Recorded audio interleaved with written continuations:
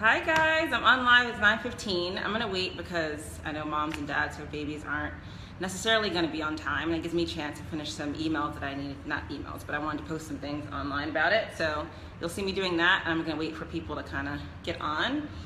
Feel free to, again, put your questions that you have about baby stuff in the comment section. You can also email me at some point. I won't be able to answer it during this Facebook Live, but if you want to email me, it's Brandi with an I at thecradlecompany.com, and Cradle Company spelled out. So I'm gonna wait for people to get signed on, and I'm excited to talk about baby stuff. So I've had a couple of questions about different things that people have emailed. I get a lot of questions about cloth diapers.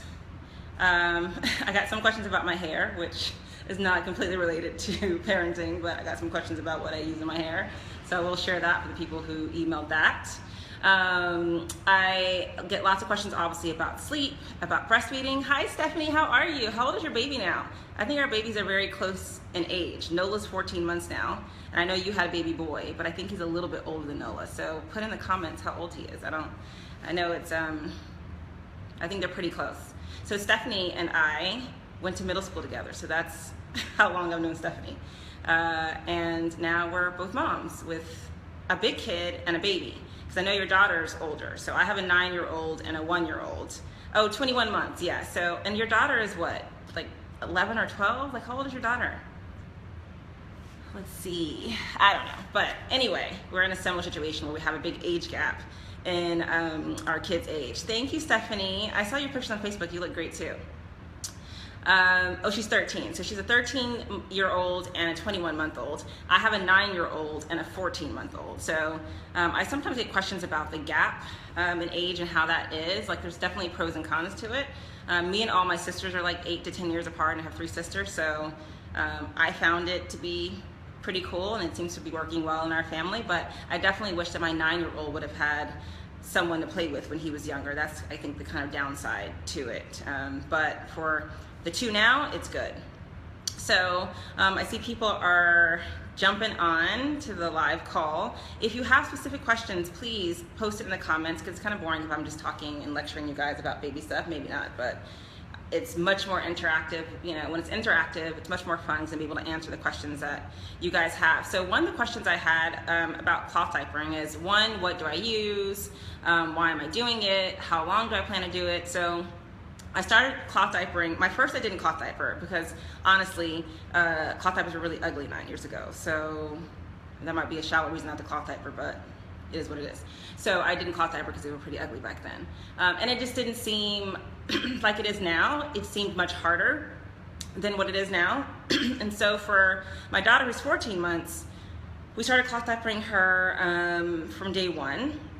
Now, I do use a service. I don't wash the diapers myself. I have washed them before, but I don't use them myself. I use Lulu, which is an organic diaper service in Los Angeles. I know that they service a lot of areas, but anyway, I use them, and it's still cheaper than if I were buying paper diapers.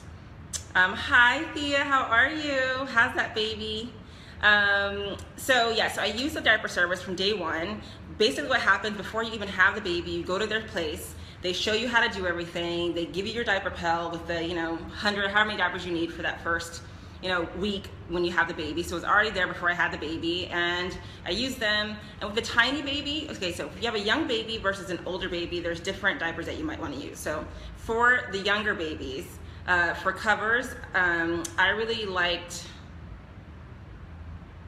is it Soft Bums, the ones that has the Velcro, Hannah? Yeah, so I use Soft Bums because they have a Velcro cover, so for a tiny baby, you can really get it to be really snug.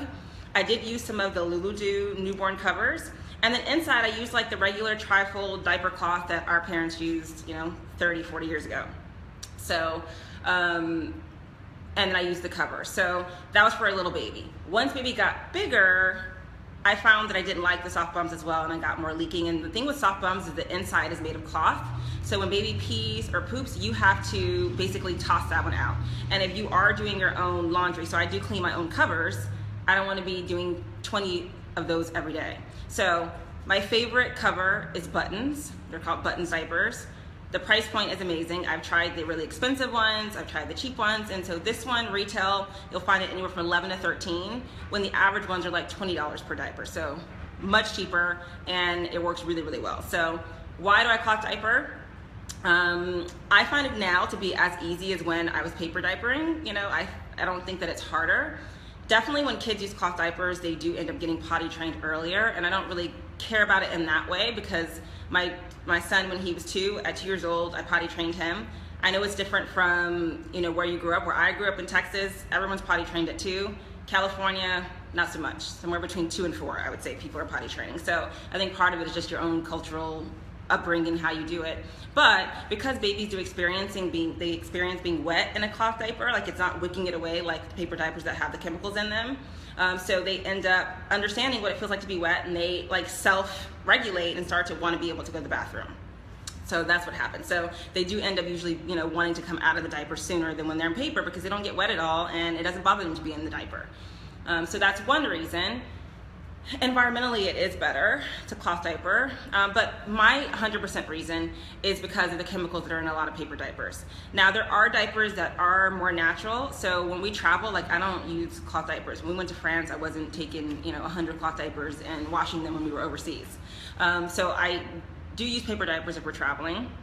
The ones that I use are the Honest Company diapers, and I use Bamboo. And I feel like when my daughter was younger, actually the Honest diapers didn't work for her. She actually got a rash. And I'm being 100% authentic. I sell Honest diapers, so I can tell you honestly that they didn't work for her in the beginning. But then as she got older, it was fine. So I think her skin was just sensitive and she couldn't, you know, take them. But now we use them and they're fine. Now I used a Bamboo when she was much younger because they work really well. They're super absorbent. They don't, you know, they're really eco-made. But they didn't cause any issue, and the only things are not as cute as Honest diapers, honestly. So I'm sure that's why most people use Honest over Bamboo, because Honest is just a lot cuter. So depending on how much you care about that, that would be the choice. So that's cloth diapers. Those are kind of the questions that I get. For people who are washing them, you just want to make sure that when you do wash them that you're not using, because usually people who like cloth diapers are usually more eco-type people, more green. And so a lot of times you're using products and detergents that are super green. And a lot of green products have essential oils in them. And you cannot use essential oils when you're washing cloth diapers because it'll trap in the pee and the poop and it won't ever really get them clean. So if that happened to you, what you need to do is called stripping the diaper, which basically means where you wash them 3 times in really hot water without anything in them, and then do another wash. Some people will do vinegar, some will use just like a basic wash. The Honest Company wash for diapers is actually really, really great. If you use their detergent, it works great for cloth diapers. But all else fails, so you have stained diapers, you can't get it out, and if you line dry them in the sun will like bleach them white. So that's the trick to those. And so Holly has a question. She's asking, she says, my 18-month-old, he wakes up from naps. Sometimes he's really upset. The other day he cried for 30 minutes after his nap. Any chance for handling this? So for an 18-month-old, you have a couple of things going on. So I don't know if you guys have already done this, Holly, but usually between 15 to 18 months, that is when most babies transition from 2 naps a day to 1 nap a day. So if you haven't already done that, you want to make sure you're doing that. But sometimes it also means you have to change the timing of the nap. So it may be that your 18-month-old was going to bed at one time and that needs to change. Like maybe he can be up longer. He could also be having some developmental changes that maybe he's getting tired sooner. And so sometimes it ends up moving up as opposed to moving later. So I would check on the timing of the nap. Now, when someone tells me that he's on 1 nap a day, okay, great. She's posting that he's on 1 nap a day. When he cried for 30 minutes after his nap, was it that, had he already slept a long time, or was it like a short nap that got interrupted? And that'll help me answer your question a little bit better. Because I'm not sure if you meant he cried because he had a short nap or he just woke up grumpy and was crying. So clarify that for me and I'll answer that properly. But I do get a lot of questions about babies who take 20 or 30-minute naps and then they're up and they're cranky. And so we talked a little bit about it last week, but if your baby is waking up like at exact intervals, say like every 20 or 30 minutes they're waking up, it's usually a big sign that they just basically can't go from one sleep cycle to the next. We do it at night, like when you turn over, you pull your covers up, you're actually having a partial awakening. But because you have learned how to sleep, well, maybe you haven't. A lot of parents do have sleep issues, but if you don't have sleep issues, you're able to get yourself back to sleep, and that partial awakening just goes into the next sleep cycle. Same thing with babies. If they know how to do it, you don't hear from them, but if they can't make that jump to the next sleep cycle, then they wake up prematurely. And that one way of telling that is when they wake up at the same time, like at 20 minutes or 30 minutes or whatever that is. And so, no, so Holly is saying it was because of a short nap. So when it happens because of a short nap, with an 18-month-old, it's a little bit different how you would deal with it versus a younger baby. Because with an 18-month-old, you're probably less likely to get him to go back to sleep from a short nap, because they just can be awake longer and they can get really energized, which you probably have recognized. They can get a little bit more energized if they sleep for 15, 20 minutes. And so you have a couple of things you can do. Depending on the temperament of your baby, and Wendell seems pretty calm, Holly, but maybe he's just doing that when he's in the store. You could pick him up and try to get him back to sleep, like physically help him back to sleep. Whether that's rocking, shushing. People are like, oh, I can't believe a sleep consultant is telling you to rock your baby to sleep. But anyway, this is a gentle way to do it, that you would kind of just help him back to sleep. Because even if you are helping him, it still is better for him to get that however long nap he was supposed to have, 30 minutes, an hour and 30, because at least he's going to be more rested and it's easier to get him back on track the next time. As opposed to him sleeping for 20 minutes, you're getting him out, he's super cranky, and then when they're overtired, I'm sure you realize, you've had this happen, that it's even harder to get them to go down the next time. So I would try to soothe him back to sleep if that's possible. For my moms that are still breastfeeding, I'll even tell them, like, if you normally use breastfeeding as a calming tool, use that and see if they'll go back to sleep. Like, it's a temporary measure. Like, I wouldn't say do it every single time. But if you find that you just need a little bit to get baby over the hump, I would first try to help him back to sleep. If that doesn't work, then I would say get him up, get him out. The mistake that a lot of people make is that they try to put them down too soon when they've had a bad nap. So for example, baby goes down at 10, he's up at 10:25 crying, you wait 10 or 15 minutes if he's gonna go back, you pull him out, and baby's exhausted, so you're like, okay, 11 o'clock, I'm gonna try to put him back down, or 11:15. Mistake, because what ends up happening is that baby kind of feels like you're forcing them to be sleeping all the time, and then nap time, bedtime starts to become like a battle that you guys are fighting with each other. So what you wanna do is, if baby has that, wakes up prematurely, you're not able to get baby to go back down either by helping them or kind of waiting it out, then I would pull them out, do another activity, put something in between that nap and the next nap so they can really feel the sense of transitioning. So maybe you guys go for a walk, or you play in the backyard, do games that maybe wouldn't be so stimulating maybe, but also to kind of expel some energy, to change the mood, and wait a minimum of 45 minutes, to put them back down. Like, I usually would say an hour for an older baby, wait a nice amount of time before you try it again. But you don't want to put them down too quickly. I think that's a mistake that a lot of parents make. So what ends up happening is they're basically trying to put them down every hour, and they don't end up sleeping at all, and then they start to hate or have a negative association to nap time or bedtime. You start to get it where you pick them up and they even see you going towards the room, they start freaking out. So that would be my recommendation, Holly. So anyone who also has questions, feel free to type them in. I'm kind of going through things that people have either Facebook messaged me or emailed me, questions they've had about sleep, breastfeeding, parenting, et cetera, et cetera. I had one new mom who posted that she was having issues with the baby's latch.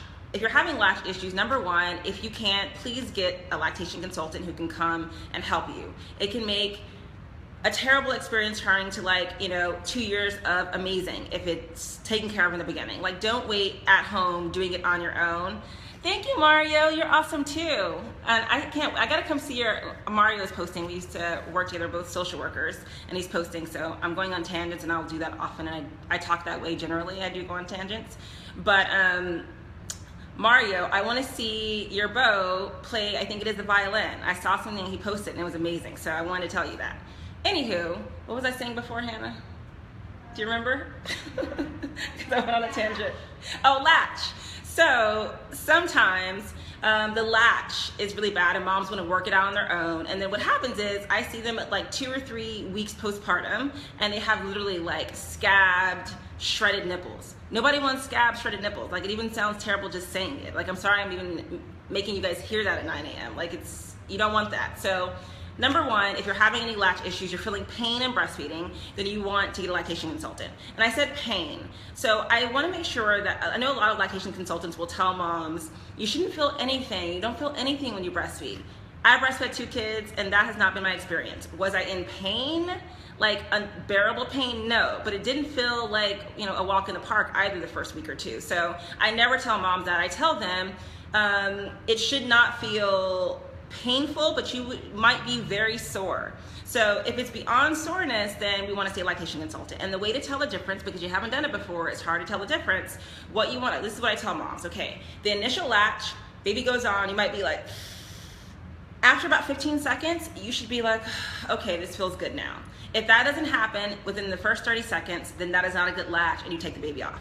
So anyway, moms will, you know, this mom emailed me about having the shredded bleeding cracked nipples. I saw them. And so a couple of things that you can do if that happens. Sounds silly. If you have like shot glasses or like, I guess like an espresso cup, make salt water and basically stick the nipples in the shot cups or the espresso cups. It will like heal them in like 24 hours. It's like, remember you like when you were a kid and you lost your tooth, your parents made you gargle with salt water? Same thing, it helps to heal it, it works really well. Using a good nipple cream is gonna be good. The ones that are most popular are probably Mother Love and Earth Mama Angel Baby. I really like the Bamboo Bees one as well. So it doesn't matter which one you use, but you wanna be using that after each session. And if it's really painful to the point that mom can't get the baby on, then I will actually have her use a nipple shield. Think about the nipple shield. You don't want to be using that without working with a lactation consultant, because I know a lot of people are given them when they don't need them. And for anyone, I'm back, hopefully. It said it was reconnecting me, so cut out for a second. But the nipple shield, a lot of people are given them when they don't really need them. And so I want you to make sure if you are using that, that you do it with an LC, a lactation consultant. So if anyone who doesn't know what that is, basically it's a little silicone rubber kind of clear shield that you would put over the nipple, and it kind of protects it if it's, you know, kind of really beat up. Most people are getting these because they have what we call either flat nipples or short nipples, meaning there's not enough nipple for baby to kind of latch onto. And so that's why they would use them. But a lot of people get them and they don't even need them. So make sure that you're working with a lactation consultant, because long-term use, if you're not supposed to be having them, could affect your milk supply, and or it actually long-term baby may not be latching as well as it could be. So that's the thing about the nipple shield. So in the comments, Hannah's putting, like when I'm talking about different products or sites or references, she's putting it in the comments. So you look for Hannah Halliwell in the comments. If there's something that I mentioned, she'll put it in there so you can always get that question. Carla asked about cradle cap a little bit earlier. So this is not my remedy, and honestly, I can't remember the baby nurse whose remedy this is, but 100% isn't my remedy, but it works really well. What you wanna do, California Baby, calendula cream, and you probably could use any calendula cream, but I've only done it with California Baby. So California Baby calendula cream, you wanna buy licorice root extract. You probably would get that at some place like Whole Foods or Sprouts. I've gotten it online, on Amazon. You take a quarter size of the California Baby, put some drops of the licorice root extract, rub it in your hands, rub it all over baby's head, let it sit for like a couple of minutes, and then wash it out. Literally, the cradle cap would just like float off of baby's head. You do that like twice and the cradle cap would never come back. It's amazing. So that is the cure for cradle cap. So do you need me to repeat it to type it in there? Okay, so that's what I use for cradle cap. I know some people like to do like coconut oil, things like that. I personally find, depending on what the reason is for the cradle cap, sometimes if it's like something with the oil glands, doing extra oil can kind of basically keep you getting cradle cap all the time. And so that's what I recommend not using something that's oil-based, just because it might, depending on the type of cradle cap that it is, it might make it, just basically it maintains it. And like you might clean it that time, but it keeps coming back and coming back. That calendula cream, you know, from California Baby and the licorice root extract, you do it once or twice and it won't happen again. Even better is if when you wash that, you wash it with like a baby tea tree. There is such thing if you look on Amazon. It's like a generic brand, I don't even know the name of it, but they have a baby tea tree shampoo. Those 3 things together are like magic. Like most of the time I only have to do it once and it works really, really well. So anyone that knows me, like my only vice is lotions, potions, and natural cleaning products. So any question you have about that kind of stuff, I'll probably have like 3 different remedies to tell you about. Now, for people who are really into like essential oils and things like that, sometimes those can help with cradle cap.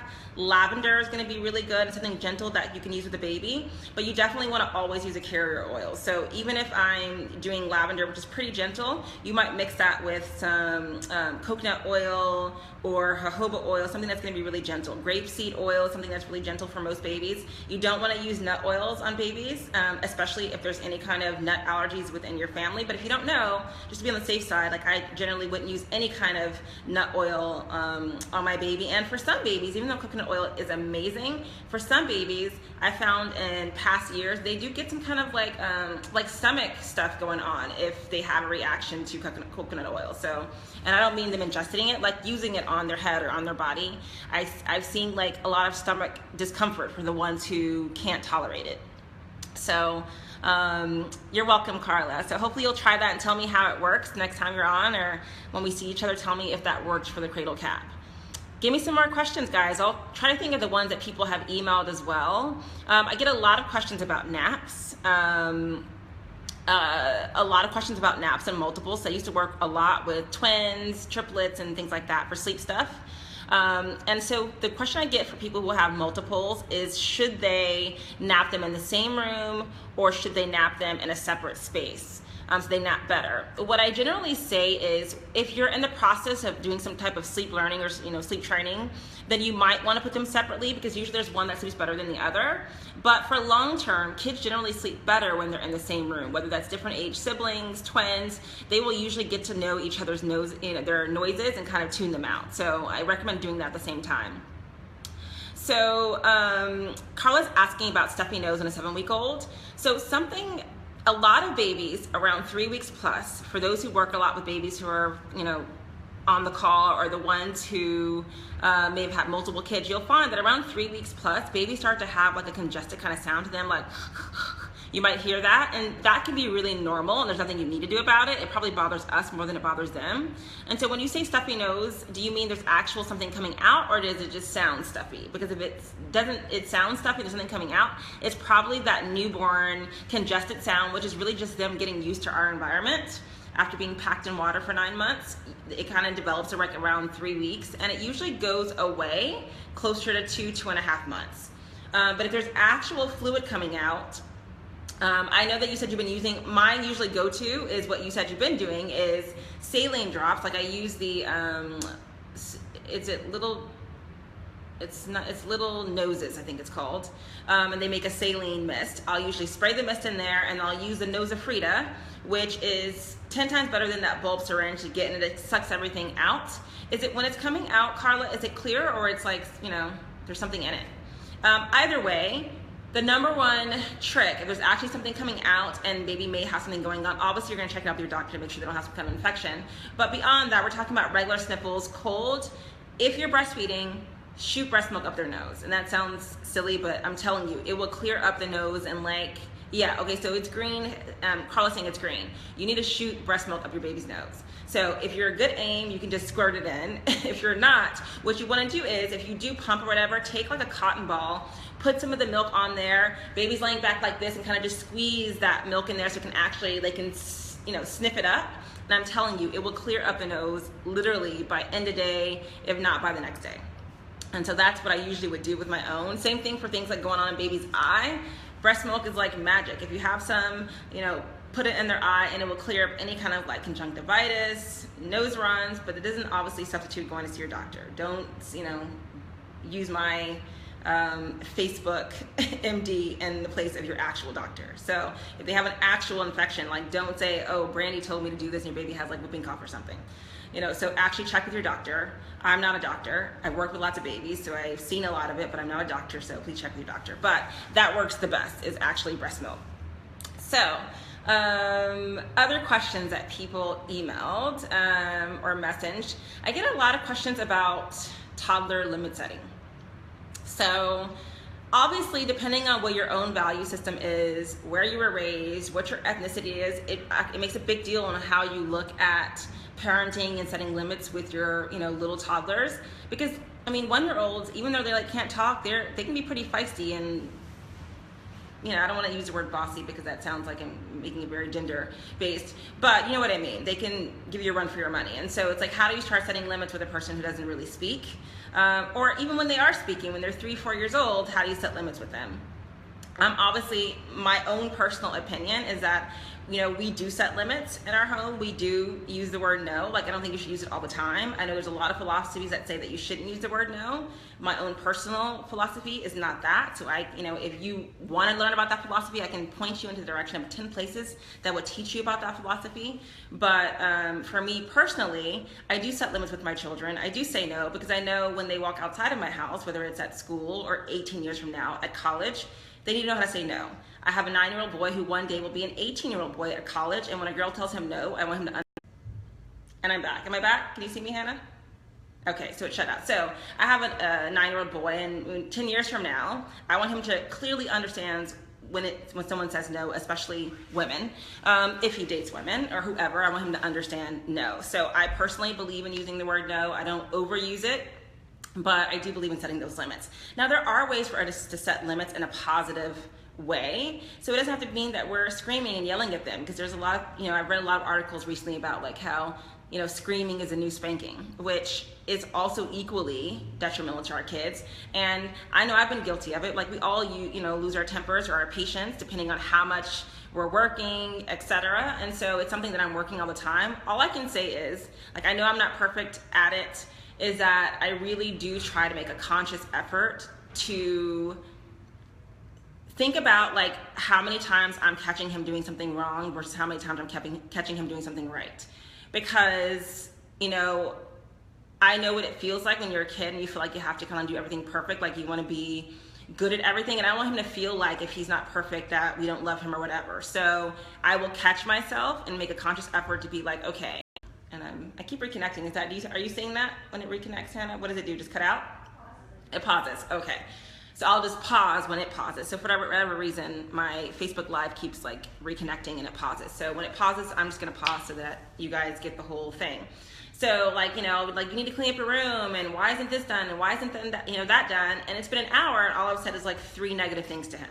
So what I, really work on, and it's something that has to be a conscious effort. Any change that we're gonna make has to be conscious. I can't just say, oh yeah, I'm gonna do that, I'm never gonna do it. So I actually have to wake up in the morning and say, let me catch him doing X amount of things right. And it sounds silly to be like, I'm gonna catch him doing 10 things right. I don't mean giving him like, fruitless praise. Like, I don't mean like that, like, oh, you're so good, you're walking. Like, not like that. I mean, talking about like, today you got yourself ready for school. I didn't have to tell you more than once, and it really helped me. It made the morning go much smoother. It's something that really happened.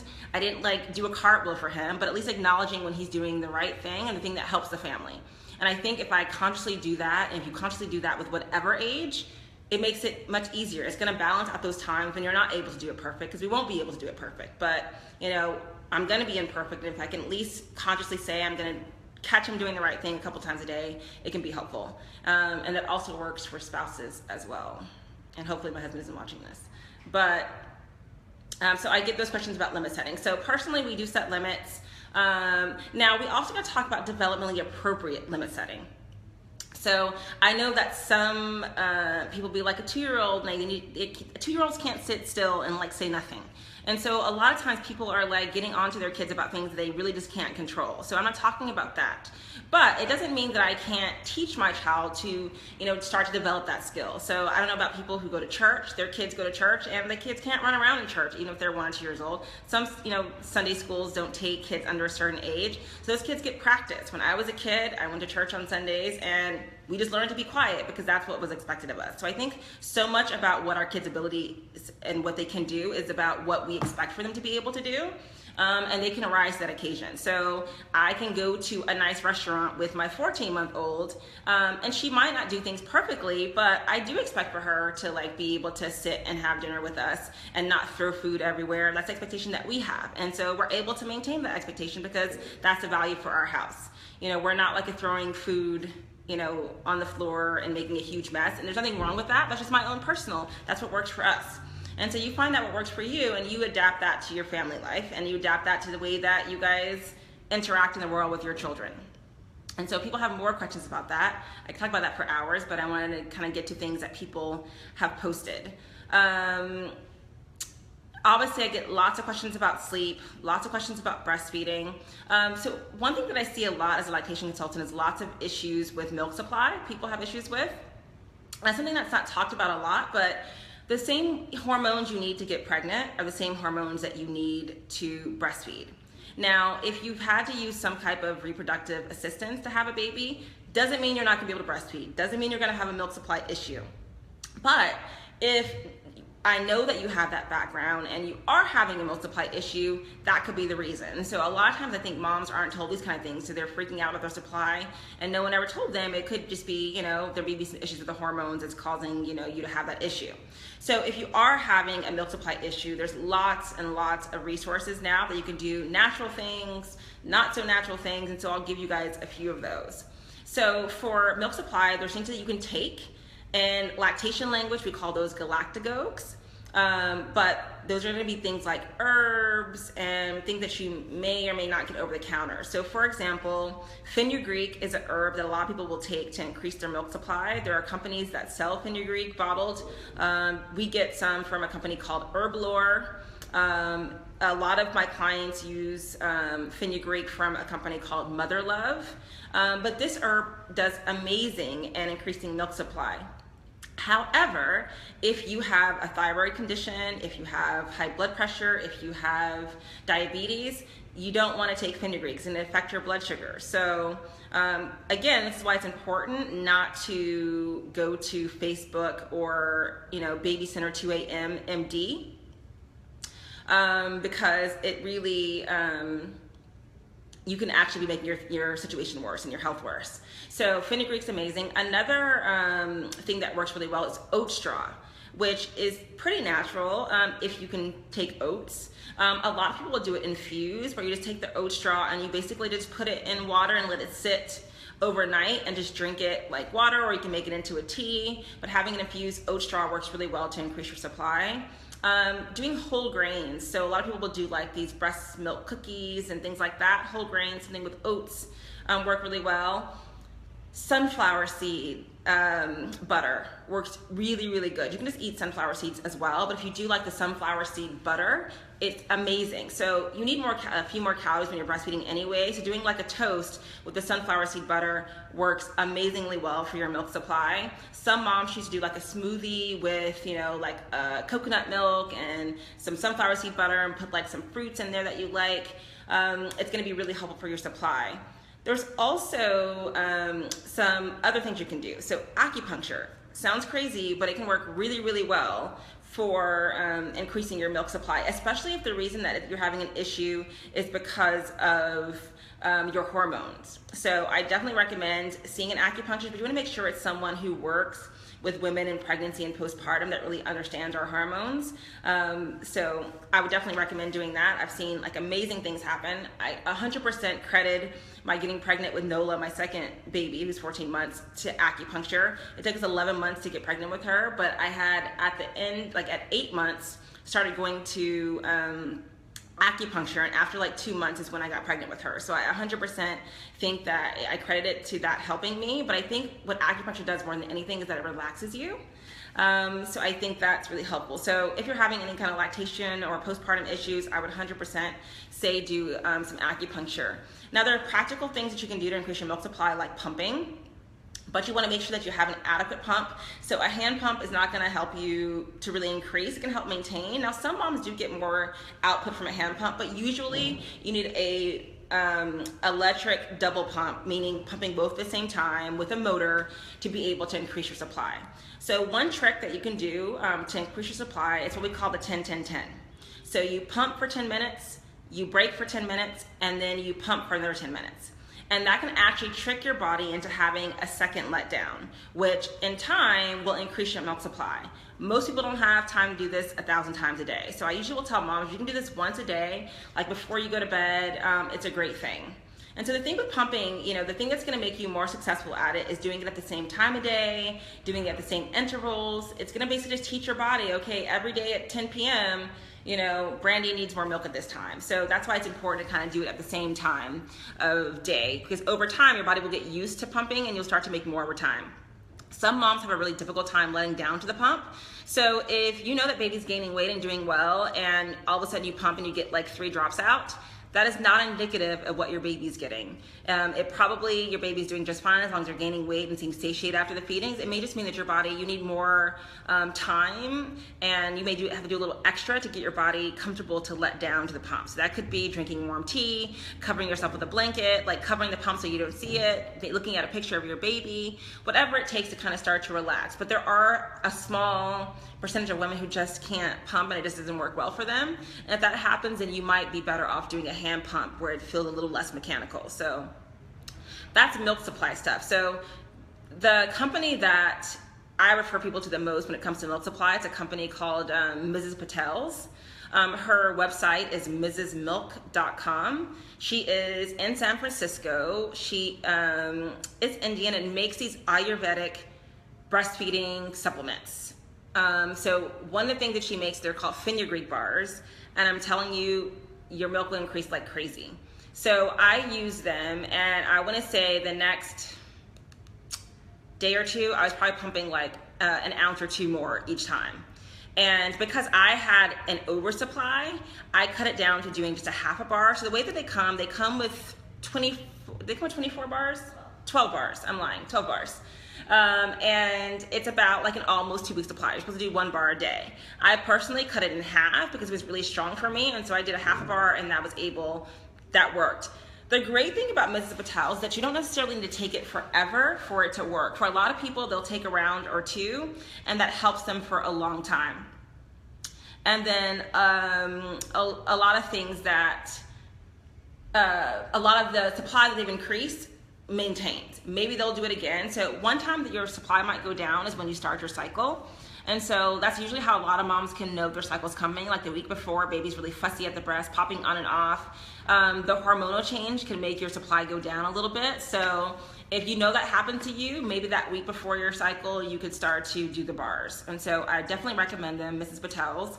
And Hannah put it in the comment section, but for the acupuncture, the person that I used here in LA, her name is Susan Minnick. She's a midwife, but she's also an acupuncturist. She's a nurse midwife who works at the Kaiser here, but she's who I went to for acupuncture, and she was amazing for acupuncture, and a lot of my clients go to her for milk supply concerns as well. So that is the reference, and it's in the comment section for anyone who was asking about that. So that's kind of my thing for milk supply. And there's still people that I meet that have all these misconceptions about what you can eat, what you can't. Most things are fine to have when you're breastfeeding. What you want to do is to be mindful about what you're eating, so that if you have 3 fenugreek bars and every day baby screamed for 3 hours, maybe it's a fenugreek bars, maybe it's not, maybe baby was just fussy. But if you're not mindful of what you're eating, then you might miss when baby's having a reaction to that. 95% of the time, what we eat does not affect our babies. The time that it does, it's most likely going to be dairy, wheat, or other things like, cruciferous vegetables, things that just maybe cause a lot of gas. Anything that makes you gassy can make your baby gassy. So you just want to pay attention to what it is that you're eating, be mindful about it, but you don't have to really limit yourself. You can have alcohol when you breastfeed. And I know some people think, oh, why would you take the risk? When you're pregnant, it's much different from when you're breastfeeding. When you're pregnant, you and baby are connected through the umbilical cord. So your baby's getting it like an IV. So when you drink, it's going straight to them like an IV. When you're breastfeeding, providing you aren't battling alcoholism, or you're not having 16 shots in one setting, you probably have to have other conversations if that's the case. But if you're good enough to drive, you're probably good enough to breastfeed. If you're concerned, you definitely can wait a couple of rounds of breastfeeding. But if you couldn't drink and breastfeed, then there would be no babies in France, because I don't know anyone there who doesn't have a glass of wine at dinner probably every day. So you don't have to pump and dump.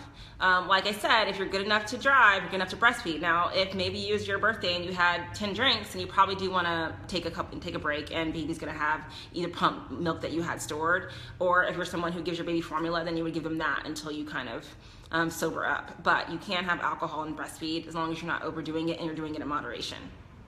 Okay, and Mrs. Milk's information is in the comment section. So again, for those who are tuning in, my name is Brandi. I work with babies. I've done so since I was 18 years old. My first experience with babies is that I volunteered at a birth center in Houston, Texas, where I'm from, when I was 19. And when I was there, the first week I saw a water birth at 19, and this mom pushed out a 10-pound baby in the water, no tears, no nothing, and that kind of just got me hooked on babies and birth. And I was young, I wasn't at a space where I was having kids yet or anything, but it definitely inspired me to be working with families. I didn't know quite what that would turn into, but I kind of just started to be around families. And then when I moved to Los Angeles, I would just say by chance, or probably not by chance, I moved next door to the Hollywood Birthing Center. And so I thought, well, maybe I should be doing this thing with babies. And so I took my first doula training back in 2001 and been working with babies ever since in different aspects. My bachelor's degree is in child development, my master's in social work.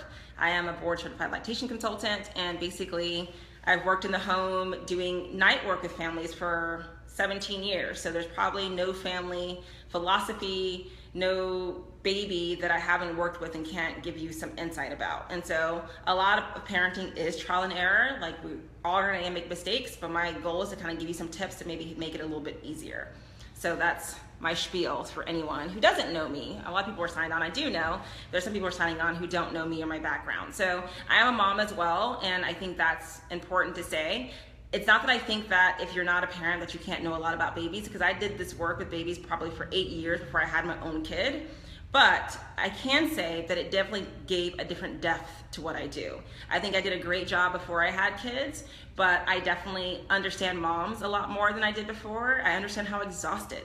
Like, I have a lot of energy. Anyone who knows me, that I do a lot in a day and a lot in a week, but nothing prepared me for how exhausting it is to have small children. And it's much different when you're just working in someone's home as opposed to when they're your own kids.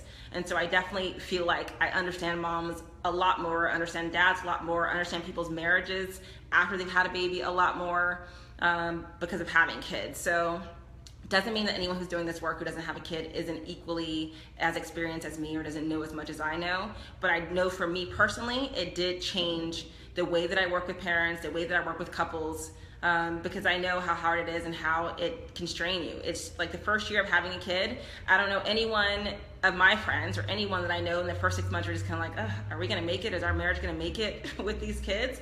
And that's a normal thing for people to know happens, and that you are gonna make it through. It's just a phase. And so I think having a kid, being married, and seeing what that does, it's made me be a lot more empathic about what parents are going through and understanding women a little better. So that's my background for anyone who was interested. I'm not just, and I don't want to say I'm not just a mom because that sounds bad, but I have worked with lots of parents. So it's not just my personal opinion about how people should be raising their kids.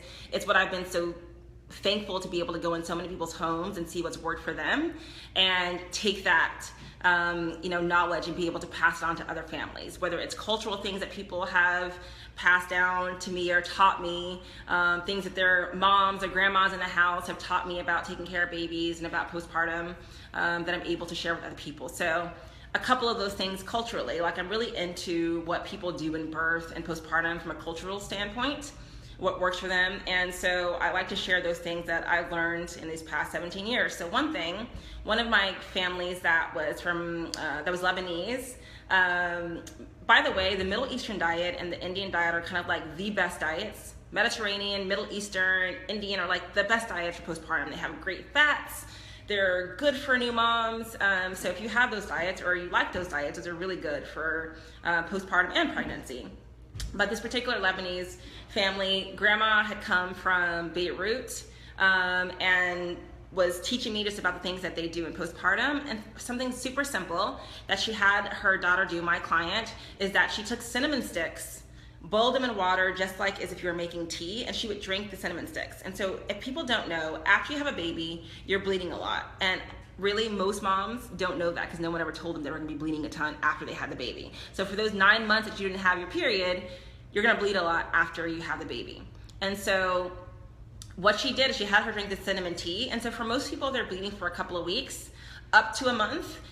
She had her drink this cinnamon tea, and I tell you, like, her bleeding was gone in a week, like gone. So not only is cinnamon good for breastfeeding, but apparently it's really good for clearing out the body and kind of detoxing your body in a natural way. So even now, like around your cycle, if you are postpartum, already have your baby, you can do cinnamon tea, and it can really help you to kind of clear out after having your cycle. So I still use this tip, and this is from literally like probably 12 years ago, and it works really, really well.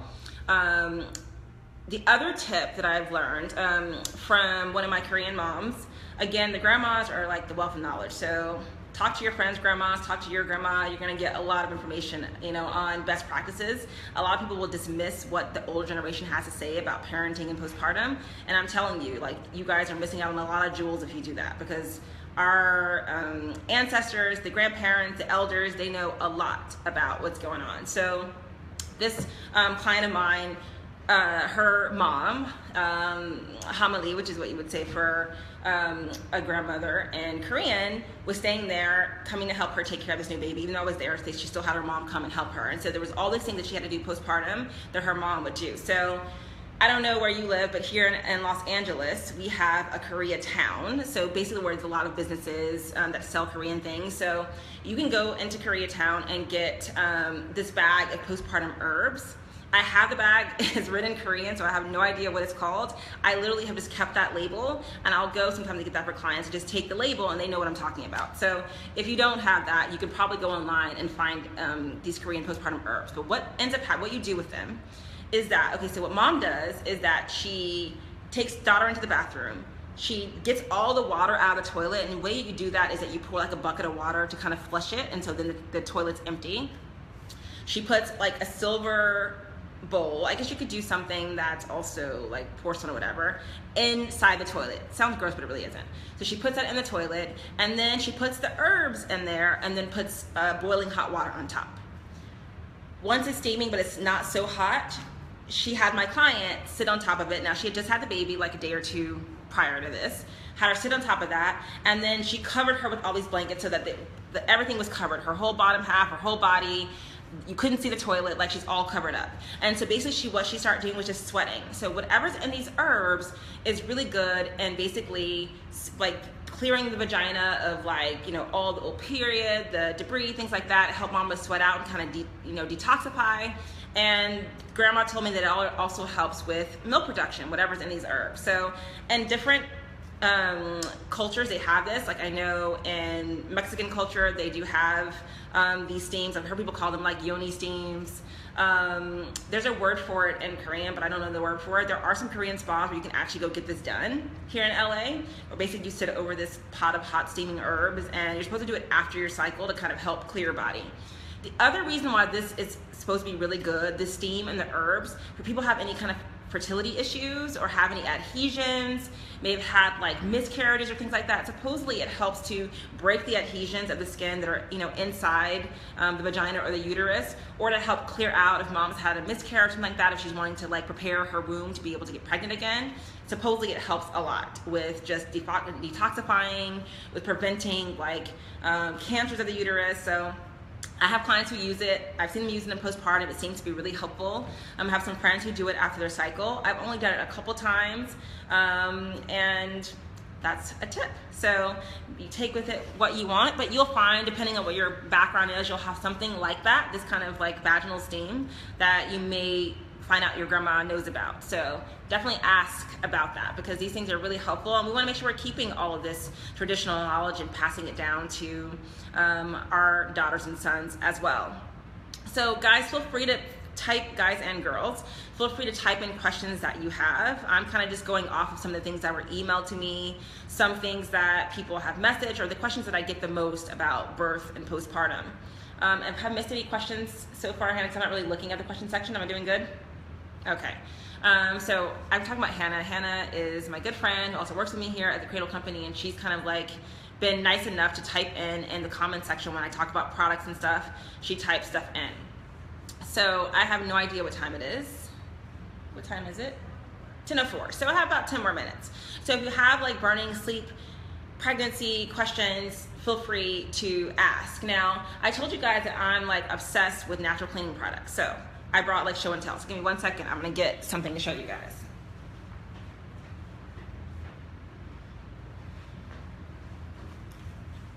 Okay, so I'm back. So anyone doesn't know, my husband, he's French, and so we go there sometimes. And for anyone who's a product junkie, France is like heaven. Also, Korea is like heaven. I've been there, and I had to buy a new suitcase for all of like the lotion potions from Korea because their stuff is so amazing.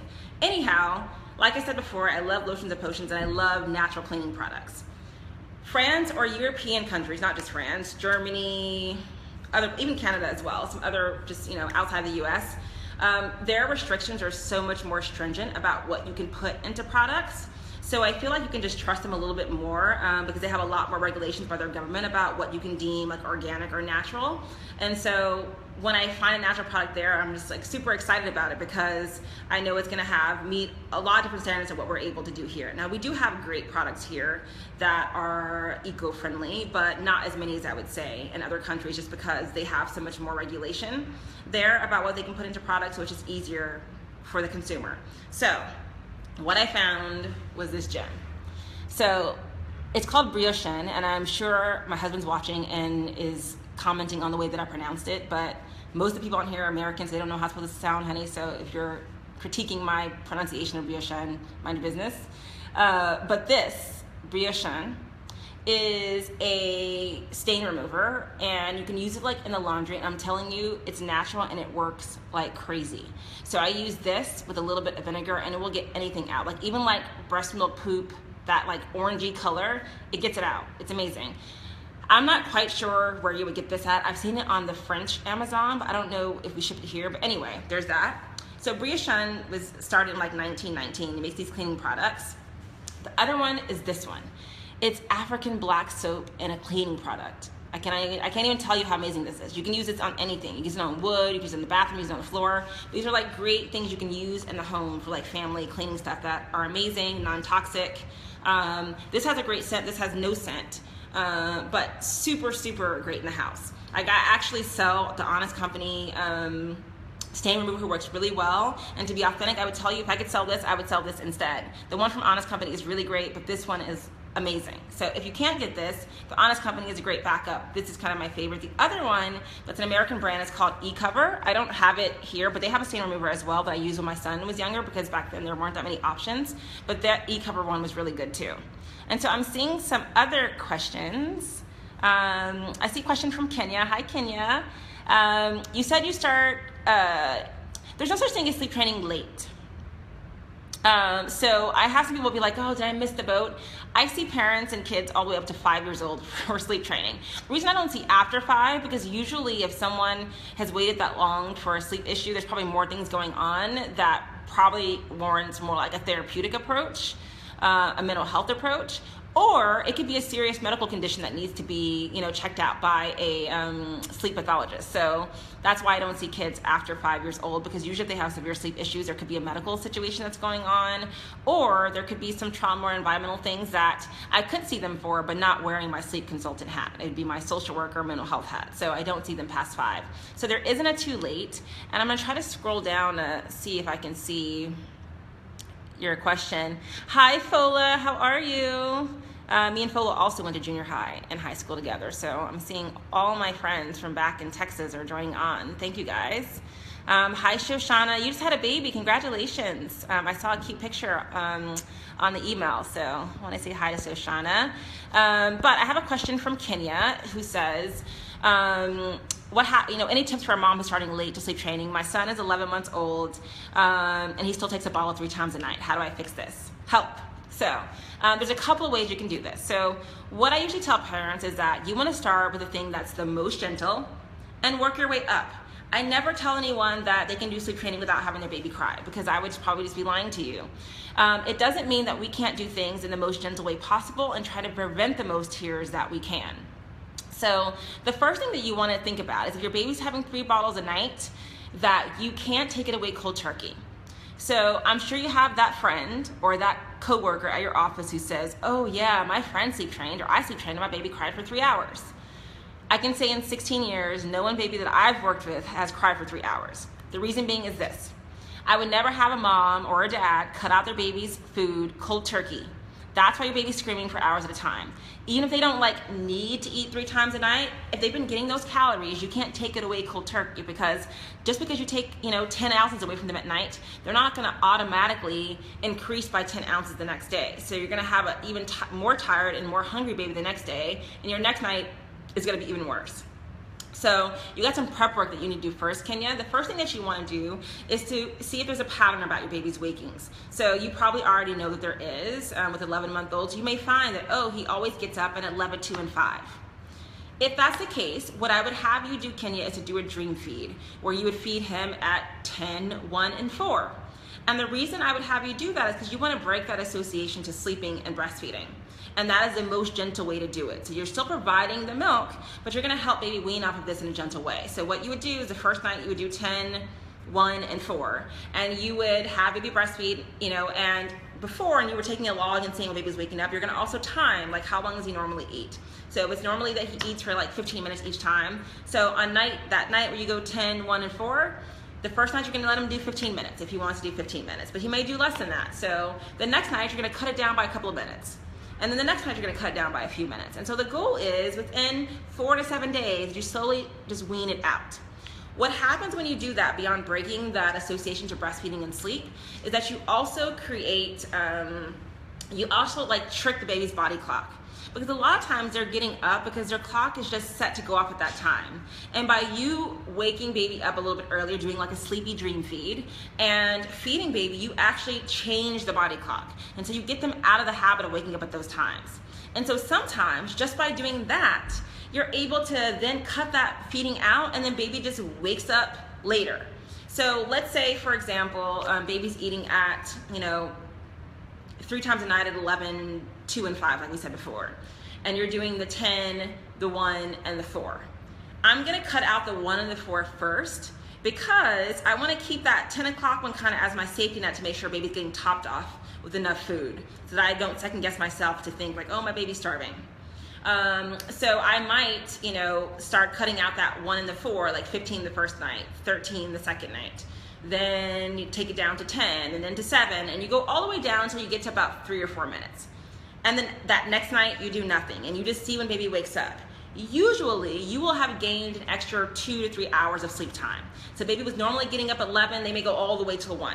And so you kind of see naturally how much it shifts the baby, then you can do it again. So now baby's only getting up at 2 and 5. So now I'm gonna just do 1 o'clock and see how that goes. And so you kind of do that until you slowly start to get away with it, get over the feedings. That's a gentle way to do it. It takes a little bit more time, but that's a way if you wanna do it kind of minus the most tears.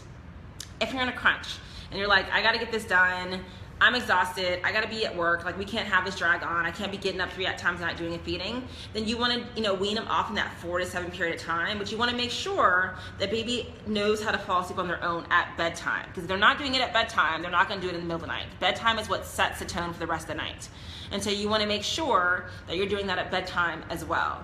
And then working on weaning out and kind of changing that body clock. But that's kind of a quick and dirty answer to how do you make that happen. So I would first start with those dream feeds and weaning them off some of those feedings, and then seeing how far that takes you. You might find that you start going, getting a good 6-7 hour stretch, and then the only thing you're worrying about is early rising. So see how far that gets you. Tell me how that works so we can see where you're at the next step. Okay, so I hope that answered your question. You're welcome, Kenya. What else? So I don't know, how much time do I have? Let me see. I have 1 minute. Oh, okay, I only have 1 minute. So I don't know if anyone has any burning questions, but I have 1 minute left. I do these every Friday from 9:15 to 10:15. If you have questions about parenting, babies, toddlers, older kids, feel free to jump on. You can email me questions at Brandi with an I at thecradlecompany.com. So that's BRANDI at thecradlecompany.com. I would highly recommend subscribing to our newsletter at The Cradle Company. Our address is www.thecradlecompany.com. The reason being is a lot of times I do workshops for parents. Sometimes I do things offside of like regular webinars that aren't on Facebook Live that are also free sometimes, and you're able to be able to ask questions that way, and you'll know about the different activities. I do sometimes do live events at people's like preschools, Babies R Us, that kind of stuff, to talk about parenting issues, and you'll know where I'm doing that stuff if you are on the newsletter. I also will write some parenting tips sometime as well, so you'll be able to kind of get that in the newsletter as well to see if there's any other tips that I'm sharing. I share lots of tips on my personal Instagram, which is The Mom in the Know, under my name, Brandi Jordan, and that's Brandi with an I. We do postings on the Cradle Company Facebook page and on our Cradle Company Instagram, which is at the Cradle Company. So I think that concludes everything for today. Like, I'm thankful for everyone that joined in, for all the questions that you guys have, posed. You'll find that I often go on tangents and talk about 3 different things at the same time, so maybe that's convoluting for some people, but that's kind of my style. So feel free to always chime in and say, Brandi, slow down, you're talking too fast. I lost that last point because I'm happy to repeat it, but my goal is just to give you some of the knowledge that I picked up over these past 17 years. And so I hope today's been helpful, and I'll see you guys for the next Facebook Live Friday, which will be next week at 9:15. Bye, everybody. You're welcome, Carla.